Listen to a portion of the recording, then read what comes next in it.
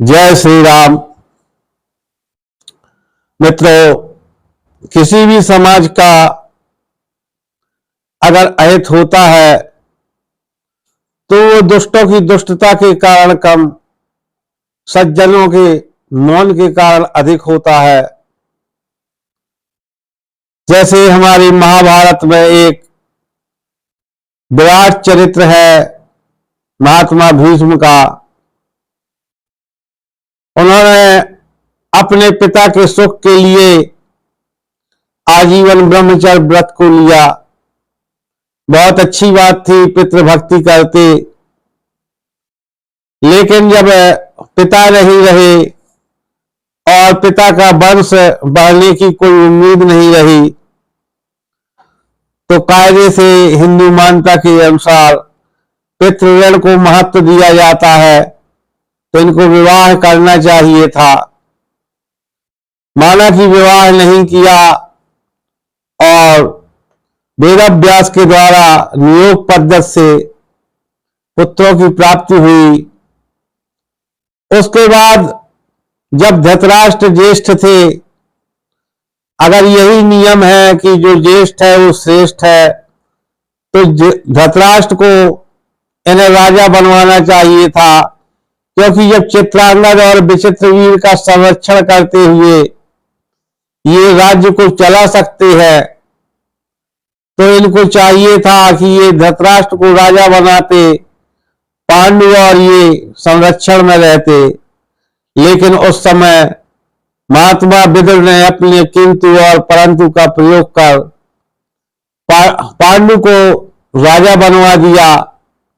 धृतराष्ट्र के मन में अग्नि सुलगती रही और पांडु की मृत्यु के पश्चात जिसको राज सिंहासन की सीढ़ी से धक्का देकर भगाया था, फिर उसी को उन्होंने जाकर उस सिंहासन पर आसीन किया। अब जो इतने संघर्ष और इतने अपमान के बाद राज सिंहासन को पाएगा, तो क्या वो अपने जीते जी सिंहासन को छोड़ने की कल्पना करेगा? कभी नहीं।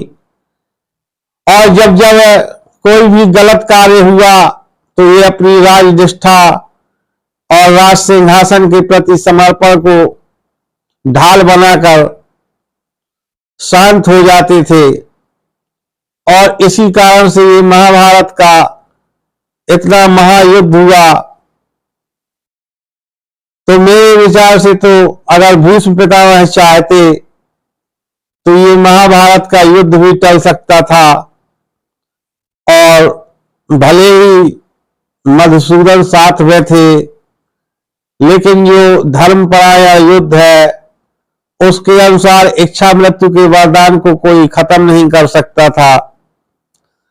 तो अगर महात्मा भीष्म चाहते तो वो राज्य भी दिलवा देते दुर्योधन धृतराष्ट्र को। और मेरी दृष्टि में अगर देखा जाए तो राज्य पर प्रथम अधिकार धृतराष्ट्र का ही है। आप लोग अपने कमेंट्स के द्वारा जरूर बताइएगा कि आपके विचार से क्या है। जब नियम है कि बड़े को राजा बनाया जाता है, तो फिर धृतराष्ट्र को ही राजा होना चाहिए था। आप सभी लोगों की राय जरूर सुनना चाहूंगा। अगर वीडियो अच्छी लगे तो आप लोग लाइक जरूर कर दें, अपने विचार कमेंट के माध्यम से दें। इतनी देर तक आप साथ में बने रहे, इसके लिए बहुत बहुत धन्यवाद। जय श्री राम।